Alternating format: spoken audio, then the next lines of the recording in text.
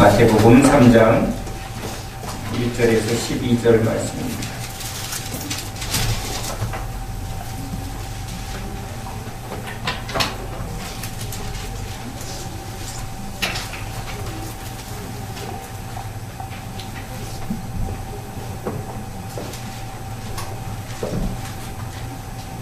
우리 다 같이 마태복음 3장 1절에서 12절의 말씀을 함께 읽겠습니다. 그때에 세례 요한이 이르러 유대 광야에서 전파하여 말하되 회개하라 천국이 가까이 왔느니라 하였으니 그는 선지자 이사야를 통하여 말씀하신 자라. 일러서되 광야에 외치는 자의 소리가 있어 이르되 너희는 주의 길을 준비하라 그가 오실 길을 곧게 하라 하였느니라. 이 요한은 낙타털 옷을 입고 허리에 가죽띠를 띠고 음식은 메뚜기와 숙성이었더라. 이때 예루살렘과 온 유대와 유단강 사방에서 다 그에게 나와 자기들의 죄를 자복하고 유단강에서 그에게 세례를 받더니 요한이 많은 바리새인들과 서기관들이 세례 베푸는 데로 오는 것을 보고 이르되 독사의 자식들아 누가 너희를 가르쳐 임박한 진노를 피하라 하더냐. 그러므로 회개에 합당한 열매를 맺고 속으로 아브라함이 우리 조상이라고 생각하지 말라. 내가 너희에게 이르노니 하나님이 능히 이 돌들로도 아브라함의 자손이 되게 하시리라. 이미 도끼가 나무 뿌리에 놓였으니 좋은 열매를 맺지 아니하는 나무마다 찍혀 불에 던져지리라. 나는 너희로 회개하게 하기 위하여 물로 세례를 베풀거니와 내 뒤에 오시는 이는 나보다 능력이 많으시니 나는 그의 신을 들기도 감당하지 못하겠노라. 그는 성령과 불로 너희에게 세례를 베푸실 것이요 손에 키를 들고 자기의 타작마당을 정하게 하사 달곡은 모아 곳간에 들이고 쭉정이는 꺼지지 않는 불에 태우시리라. 아멘. 지난 시간에 우리는 광야가 회개의 자리라는 것을 다시 한번 정리하고 붙들며 기도했습니다.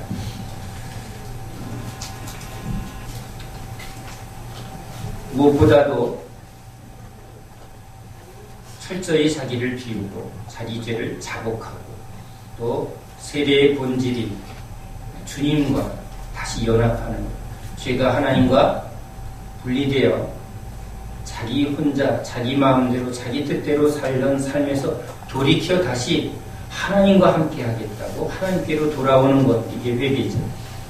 주여 주여 입으로는 외치지만 주님과 함께 하지 않으면, 즉 주님을 따르지 않으면, 주님을 의지하지 않으면 그것은 회개가 아니죠. 회개하면 무슨 일이 일어나는가? 변화가 일어납니다. 왜냐하면 회개의 본질은 하나님께로 갔기 때문입니다. 그런데 하나님은 자기를 찾는 이에게 은혜를 베푸시는 분입니다. 우리는 거짓말을 해도 하나님은 거짓을 말하거나 약속을 어기지 않는 분이라는 것이죠. 우리의 믿음은 변화해도 주님은 변하지 않습니다. 우리의 말은 바뀌어도 하나님의 말은 변함이 없습니다. 이 말은 우리에게 하나님은 이 말씀대로 행하신다는 것이죠.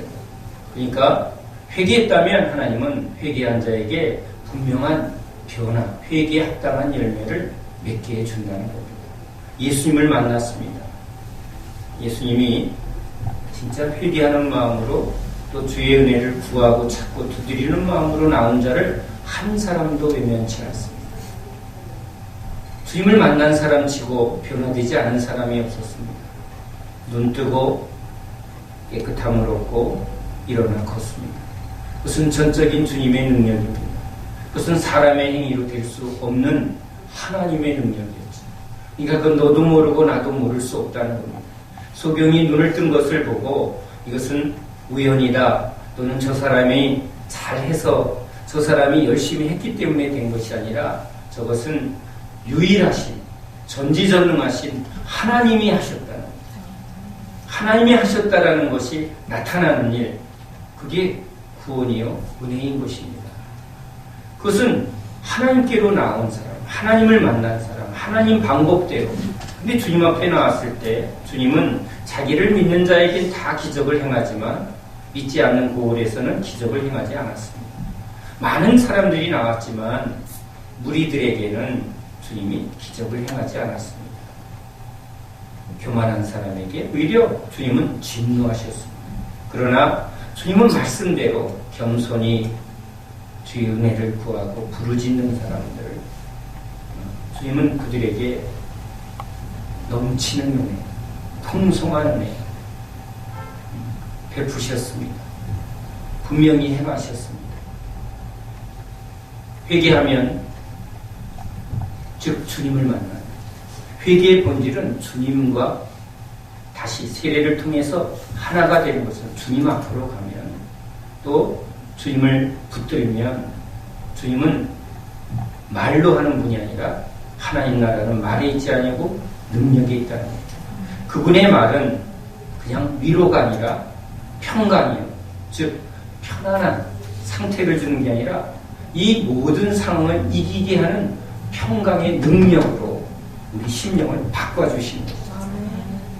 바람을 잔잔케 하는 것처럼 사울이 망하고 죽음의 두려움이 엄습해와서 음침한 사망의 골짜기에 진짜 절망 가운데 있는데 주님이 그 가운데 손을 붙들어주면 갑자기 죽음의 공포가 사라지고 사부이 망해서 눈앞이 깜깜했는데 그 깜깜한 그 절망에서 빛이 보이고 소망이 생기고 할 수 있다, 이길 수 있다라는 큰 확신이 생기는 것. 그것은 본인의 결심이 아니지. 그 절망 중에 이기면 된다, 하면 된다 이렇게 아무리 외쳐도 바람이 불고 풍랑이 이런 바다 위에서 아무리 자기가 외쳐도 아무리 몸부림을 쳐도 바람은 멈추지 않고 파도는 잠잠게 되지 않습니다. 배가 막 침몰하고 있습니다. 물을 아무리 퍼도 넘쳐 들어오는 바닷물을 막을 길이 없습니다. 그러나 그 배에 주님이 계십니다. 그 배를 향하여 주님이 말씀하시면 바람은 잔잔해지고 풍랑은 멈추게 되고 배는 목적지로 정확하게 도달하는 역사. 그건 주님의 역사죠. 회개하면 회개가 우리 행위에 능력이 있는 것이 아니라 능력은 하나님께 있다. 하나님께로 가자는 거죠. 하나님 없이 능력 없는 죄를 이기지 못하고 사단을 이기지 못하고 나를 이기지 못하는 나도 나를 이기지 못하는 내 습관 하나도 못 고치는 평생 작은 습관 하나도 못 고치는 이러한 존재. 이걸 바꾸는 능력은 오직 주님께 있습니다. 주님을 만나면 주님은 우리를 철저하게 바꾸는 줄 믿습니다. 그러니까 회개의 본질은 왜 광야냐? 광야는 하나님 없으면 아무것도 없는 자리고 절망이죠. 먼지죠. 맞습니다.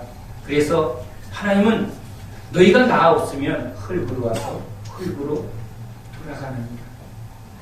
그러나 그 흙이 하나님 손에 붙들리면 토기장이신 주님 손에 붙들리면 그 흙은 주님이 쓰는 그릇이 됩니다. 그 손에 붙들리면 주님 손에 의해서 그런 하나님이 쓰시는 위대한 사역자가 되고 하나님의 아들이 되는 거죠. 돌들로도 아브라함을 만들 수 있는, 아브라함의 자손들을 만들 수 있는 그 하나님 손에 붙들리는 것. 바로 그것이 회개죠. 주님 떠나서 주님 나는 먼지입니다. 저 왕들의 무덤도 결국은 무엇을 말합니까? 하나님 없는 부귀영화와 그리고 모든 권력은 무덤이다라는 걸 말합니다. 피라미드는 무덤입니다. 애굽의 모든 바로가 왕들이 목숨을 걸고 지었던 모든 건축물의 결론은 무덤이었습니다. 그 미라의 속에 들어있는 뼈다귀가 말해주는 것이죠. 인간의 힘으로 추구했던 모든 것은 결국은 무덤이요 시체더미라는 것을 역사를 통해서 하나님이 말씀하는. 그래서 하나님께로 나오라는 겁니다. 하나님께로 나오는 것, 그게 회개죠. 여기 서기관 바리새인들이 회개를 말합니다. 하나님을 믿는다고 말합니다. 그러나 하나님은 그들과 함께하지 않습니다. 하나님이 없는 그들의 신앙생활, 빈 무덤입니다. 회칠한 무덤입니다. 경건의 모양은 있으나 능력은 없다. 겉으로는 그들이 하나님을 사랑한다고 말하지만 속에는 탐욕과 거짓이 가득하다. 회개는 바로 자기의 상태를 인정하는 겁니다. 하나님 없는 내 모든 것은 쓰레기입니다. 배설물입니다. 먼지입니다. 아무것도 아닙니다. 그러나 능력 주시는 자 안에서 이 흙인, 이 먼지, 이 쓰레기 같은 인생이 주님 앞에 드려졌을 때 오병이어가 그냥 볼품없는 아무 상품 가치가 없는 그것이 주님 손에 붙들렸더니 그것이 수만 명을 먹이는 도구가 되어진 거죠. 그것은 주님의 능력이 임할 때 그 열매가 나타난다는 겁니다. 너희는 먼지요, 너희는 쓰레기요, 너희는 죄인이나 내 손에 붙들리면, 내가 은혜를 베풀면, 내가 너희들에게 긍휼을 베풀면 너희들은 살아나리라. 저 에스겔 골짜기에 저 마른 뼈들을 봐라. 뼈와 같이 그냥 그 골짜기에 뼈들만 항상 시체 더미에 있는, 그것이 하나님을 떠난 인간의 실존의 모습이죠. 죽은 자들로 죽은 자를 장사 지내고 하라. 우리는 눈물을 흘리며 효도를 말하고 또 우리가 할 수 있는 최선의 공양을 말합니다. 도의를 말합니다. 예의를 말합니다. 인간의 도리를 말합니다. 그러나 하나님은 말합니다. 죽은 자가 죽은 자에게 하는 것이 무슨 소용입니까? 맞습니다. 하나님 없는 모든 것은 다 소용이 없습니다. 그것을 인정하는 자. 그럴 때 우리는 포기하는 게 아니라 하나님께로 돌아가죠. 생명을 주시고 생기를 주시고 우리에게 살 소망을 주시고 살아야 할 이유를 주시고 목표를 주시고 그 능력을 주시는 나의 시작이요 나의 마침 되시는 알파요 오메가이신 그 하나님께로 가죠. 나의 모든 것은 하나님의 은혜입니다. 그것이 회개의 자리죠. 광야는 자기가 누구인지를 아는 자리입니다. 모세가 그것을 발견했습니다. 40년을 하나님이 때가 차기까지 광야에서 척가살이 40년, 양치기 40년을 합니다. 애굽에서 모든 학술과 언변을 다 훈련한 사람입니다. 그런 열정이 있었습니다. 그리고 하나님을 향한 뜨거운 마음이 있었습니다. 그러나 그것으로 하나님이 쓸 수 있는 건 아니지. 하나님은 누구를 씁니까? 하나님 앞에 진짜 자기가 누구인가를 깨달은 자. 오 주님 나 야곱이에요. 내가 열심히 살았는데 형 에서의 쫓김 앞에 그 400명의 군사를 데리고는 그 위협 앞에 두려워 떨면서 자기가 사랑하는 자녀들과 그 가족들을 하나하나 평생 20년을 노력해서 땀을 흘리며 잠을 자지 않고 모았던 모든 것이 그 죽음 앞에 아무 의미가 없는, 그리고 홀로 남았을 때 너는 누구냐? 예, 저 야곱이에요. 진짜 속이면서 살았어요.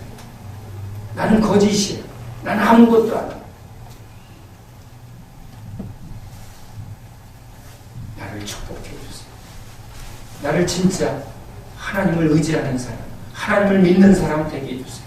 하나님은 나를 항상 지키시고 함께 하셨지만 나는 하나님을 의지하지 않습니다. 하나님을 이용합니다.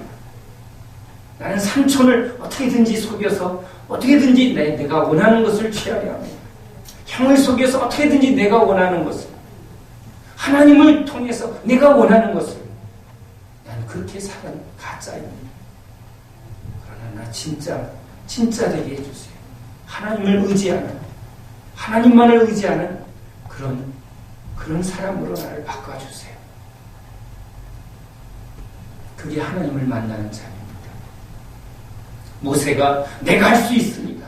내가 이스라엘 백성들을 구원하는 일에 내 인생을, 내 모든 것을 다 내려놓고 그 일에 내가 헌신하겠습니다. 그런데 하나님이 그를 쓰지 않습니다.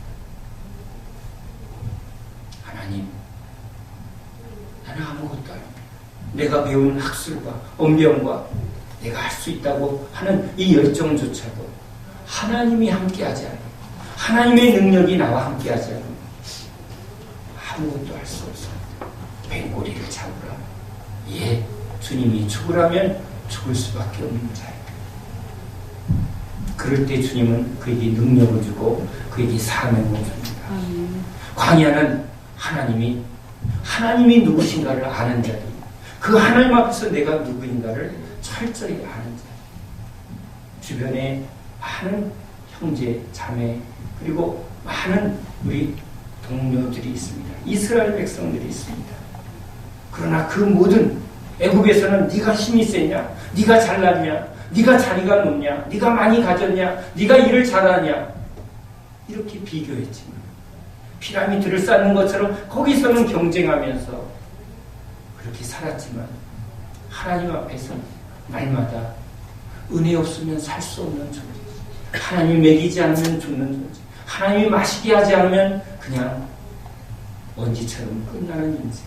그렇습니다. 우리는 다 하나님의 은혜가 필요한 사람들입니다. 아멘.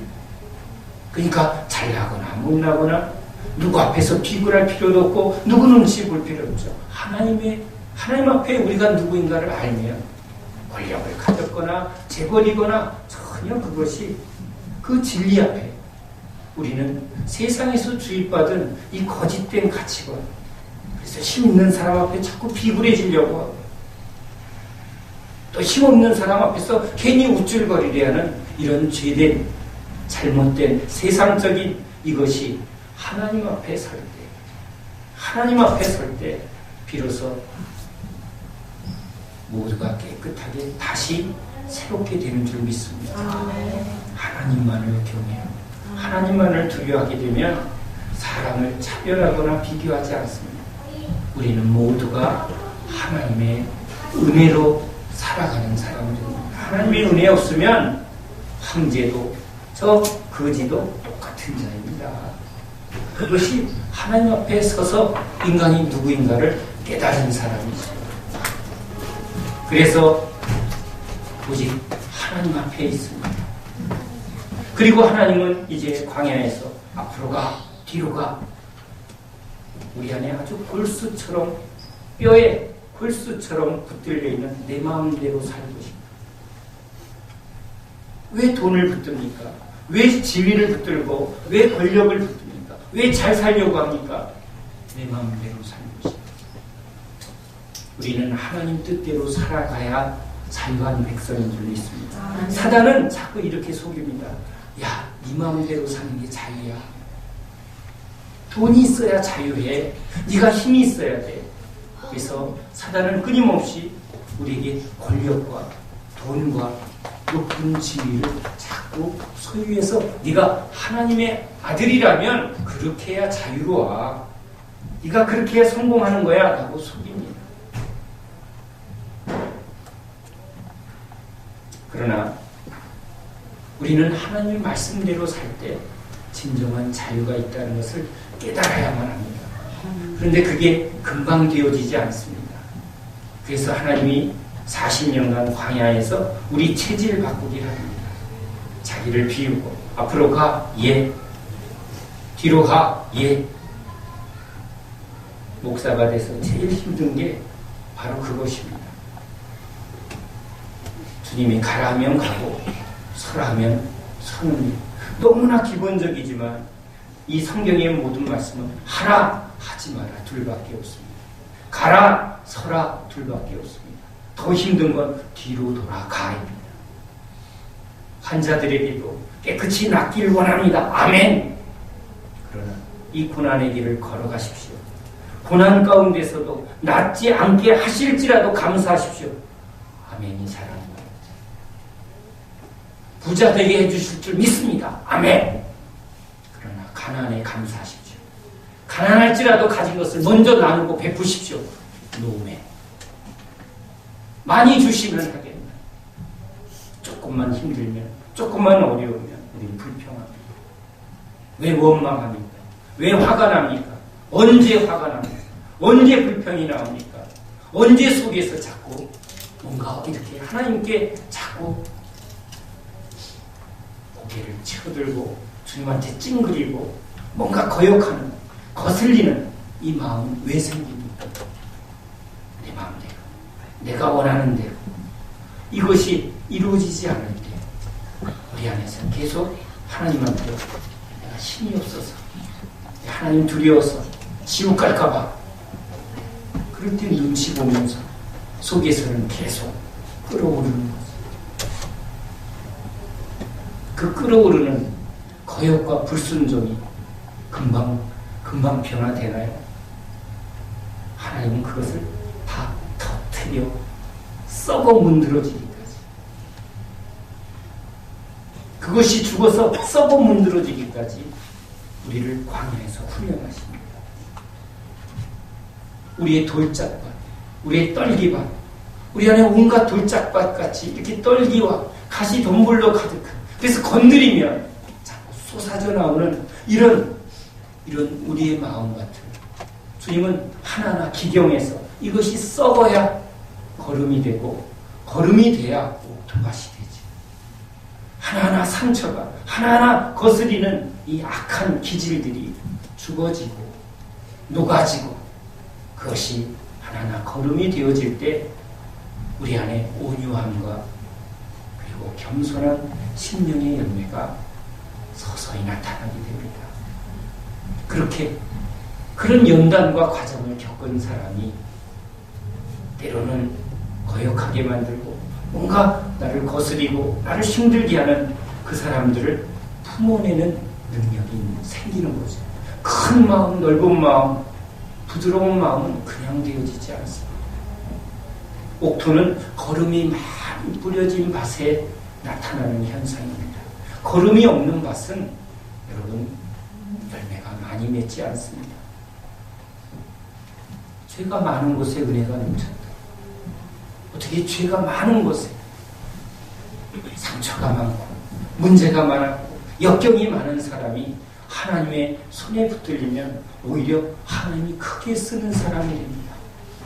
3번 부인한 베드로가 오히려 누구보다도 사단을 강력하게 싸워 이기는 자가 됩니다. 왜? 사단한테 많이 당했기. 우리도 사역자 중에 귀신 쫓는 사역을 많이 한 사람의 공통점은 귀신들한테 많이 당한 사람입니다. 상담은 누가 잘하나요? 말할 수 없는 성장기의 고통과 아픔을 겪은 사람들이 하나님 앞에서 울다가 하나님이 그를 계속 다루심으로 인해서 은혜 받으면서 오히려 상처 입은 치유자가 되는 것을 봅니다. 돈에 대해서 많이 연단받은 사람이 하나님이 돈을 관리하는 사람으로 쓰임을 받습니다. 사도 바울은 가말리엘 문화에서 아주 치열한 지식적인 신학적인 훈련을 한 사람입니다. 그런데 그것은 하나님의 능력 앞엔 배설물이었습니다. 쓰레기였습니다. 그런데 그것이 썩어지고 주님 앞에 다 내려지면 그것이 또한 하나님의 크고 놀라운 그 말씀의 세계를 더 풍성하게 여는데 그게 바로 거름이 되는 거죠. 거름은 능력이 아닙니다. 그래서 그는 그걸 자랑하지 않습니다. 내가 구약을 얼마나 잘하는 줄 아니? 내가 가말리엘 문화에서 이런 걸 배웠어. 이런 걸 자랑하지 않습니다. 근데 그것은 거름이죠. 똥을 자랑하지는 않습니다. 그러나 그것 때문에 진짜 하나님의 능력이 뭔가를 그는 분명하게 말할 수 있는 자가 많이 아픈 사람입니다. 아픈 사람을 누구보다도 이해하는 사람입니다. 죄에 많이 넘어져 가서 거기서 일으킴을 받은 사람이 많이 넘어지는 자를 오래 참고 기다려주며 눈물로 품어주는 그런 기도의 사람, 은혜의 사람이 됩니다. 하나님은 막연하게 광야의 길을 걷게 하지 않습니다. 모세를 40여 년간 헛고생하게 한 게 아닙니다. 그가 먼저 그 과정을 겪었기에 이스라엘 백성들을 40년간 끌고 다니는 일에 그가 온유하고 겸손한 그런 사역의 열매를 맺을 수 있었던 것이죠. 주님이 우리에게 우리 인생에 많은 광야와 아픔의 길을 걷게 합니다. 여러분이 메마른 길, 관계 속에 깨어지고 힘들고 어려운 길, 자녀 때문에, 남편 때문에, 돈 때문에, 그리고 관계의 소통 때문에 우리 많은 고통을 겪습니다. 하나님이 살아계시다면 이런 일이 없게 해주셔야 되는데 라고 기도하지만 하나님은 아니라 너는 나와 함께 진짜 광야의 훈련을 해야 그 하나하나가 썩어질 때까지 그것이 뽑혀져서 그것이 땅에 썩어져서 거름이 될 때까지 주님은 우리를 광야에서 훈련하시는 겁니다. 열매를 많이 맺은 사람은 분명히 이렇게 말할 것입니다. 오 하나님, 광야는 나에게 축복이었습니다. 그 너무 힘들었다. 저에게도 사기당해서 아주 지옥과 같이 절망과 그리고 큰 실패, 소울 기도. 근데 그건 저에게 축복의 자리입니다. 세상으로는 사기당해서 재판을 받고 그렇게 처참한 자리에 들어가서 말할 수 없는 악몽과 같은 하루하루가 지옥 같았는데 근데 거기서 하나님은 나를 다루시고 나를 만나 주셨습니다. 저에겐 거기가 광야였습니다. 거기가 축복의 자리였습니다. 여러분에게 지금 광야는 어디입니까? 광야는 회개의 열매를 맺기 위한 하나님의 은혜의 자리인 줄 믿으십니다.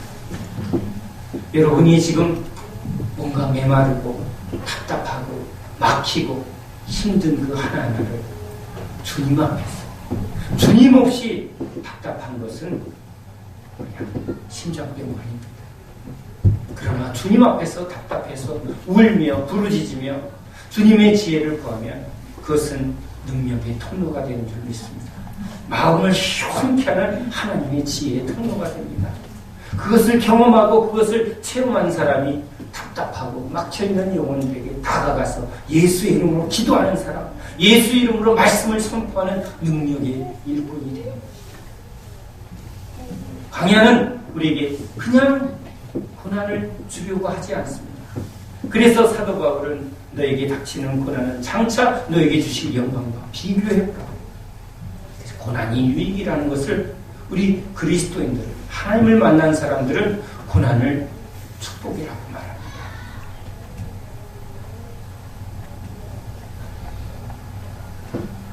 이 고난의 길에 주님이 우리에게 그러한 목적을 가지고 열매를 맺게 하는 토대를 갖게 하려고 회개하라.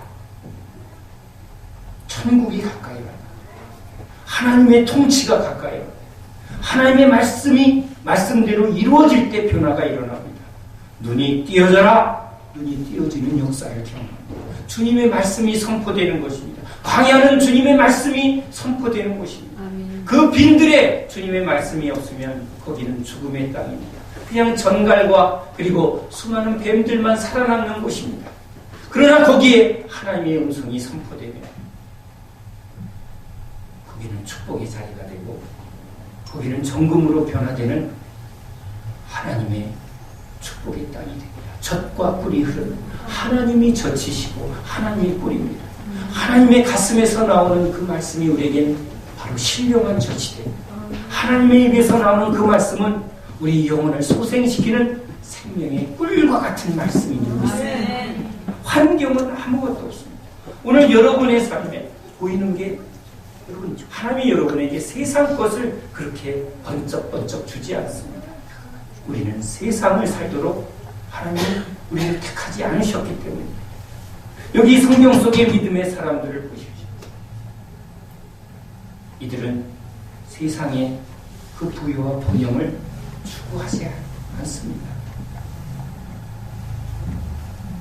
오히려 주님이 인도하시는 이 광야의 길에서 주님의 음성에 길들여집니다. 주님의 말씀을 따라갑니다.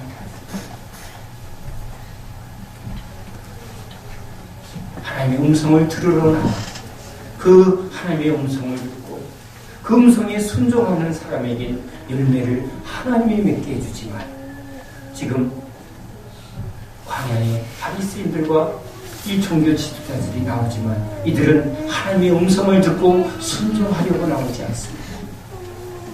우리도 마찬가지입니다. 우리도 순종하려고 주님의 말씀을 들으려 해야 합니다. 하나님께로 돌아옵니다. 불순종으로 내 마음대로 내 뜻대로 살던 내가 내 생각대로 살면 망하고 내 생각대로 살았더니 아무 열매가 없는 이 거짓에서 내가 하나님께로 돌아와 하나님 말씀하세요. 하나님 말씀이 없다면 나는 아무 변화도 일어날 수 없습니다. 하나님 음성 듣기를 원합니다. 내 마음에 빈 곳이 되어야 하나님의 음성을 듣고자 내 마음을 다 내려놓아야 하나님의 음성이 세미하게 됩니다. 그 음성은 우리를 살리는 말씀이죠. 우리가 그 말씀을 붙들 때 능력이 나타납니다. 그 말씀을 믿음으로 순종할 때 열매에 놀라운 변화가 일어납니다. 그러면 우리는 말하게 될 것입니다. 주님이 하셨어요. 우리는 그것을 실제적으로 말할 수밖에 없습니다. 왜? 그건 주님의 능력입니다. 그건 우리의 열심과 우리의 노력이 아닙니다. 주님이 하셨어요. 열매입니다. 열매를 많이 맺어야 하나님의 영광을 받으십니다. 주님은 당신의 영광을 누구에게도 빼앗기지 않습니다. 30배, 60배, 100배를 맺고자 오신 분입니다. 그러니까 그 주님께 집중하시기 바랍니다. 그 주님 앞에 나아가시기 바랍니다. 주님은 신실하십니다. 주님은 결코 손해보는 분이 아닙니다. 결코 사단한테 이 세상에 주님이 열매를 빼앗기는 분도 아니고 영광을 빼앗기는 분이 아닙니다. 그분을 신뢰하시기 바랍니다. 내가 하면 아무 열매 없습니다. 주님이 말씀하시면 주님 손에 붙들리면 주님은 내가 생각한 것보다 더 크고 놀라운 그런 열매를 맺게 해주십니다. 어린아이가 자기 손으로 과자 집으면 한 주먹이지만 주님이 한 주먹 집어주시면 그것이 크다는 걸 아는 게 지혜인 거죠. 주님의 능력 앞에 주님의 크신 사랑 앞에 내 인생을 맡겨드립니다. 오직 주님의 음성을 따라갑니다. 우리가 그 회개의 열매를 사모하며 오른 주님 앞에 엎드리는 저와 여러분 되시기 바랍니다. 말씀하옵소서. 내가 듣겠나이다. 내가 따라가겠나이다. 내가 순종하겠나이다. 열매 맺기를 너무너무 원합니다.